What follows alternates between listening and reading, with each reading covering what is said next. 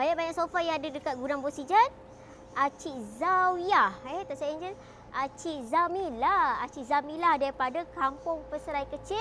Solkan sofa P30 yang macam ni. Alhamdulillah, kita dah siap servis, QC, apa segala. Ini adalah proses untuk kita packaging sebelum kita hantar ke rumah customer. Okey, kalau korang tengok betul-betul dalam video Angel ni, korang perasan tak colour apa yang Acik pilih ni? Colour seakan-akan colour orange, tapi paling bestnya bab material dia, geng. Kalau perasan, material dia memang agak modern. Plain colour, dia ada beberapa colour, tapi kebiasaannya acik-acik yang pilih colour yang macam ni, diorang tengok pada tema ruang tamu diorang. Sesuainya colour apa, dindingnya warna apa, lansirnya warna apa, lantai dia warna apa. Pilih ikut kesesuaian. Dan paling bestnya, dia buat sekadar tu je tau korang. Kalau korang perasan, untuk P30 ni dia ada kelebihan dekat dia punya span. Span dia korang kena try duduk, baru korang faham kenapa ramai acik-acik suka sofa P30.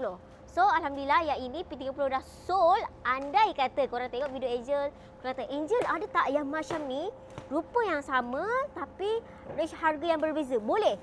Cari je terus dekat Gudang Bosijan ataupun korang walk in je terus kat sini. Korang boleh pilih mana yang korang nak. Ada banyak pilihan dekat sana, berpacking-packing lagi, belum unboxing, bawah kemah lagi, dekat depan tu. Super banyak. Yang paling penting, cari kita punya geng. Okay? Tak bisa Gudang Bosijan ni sold.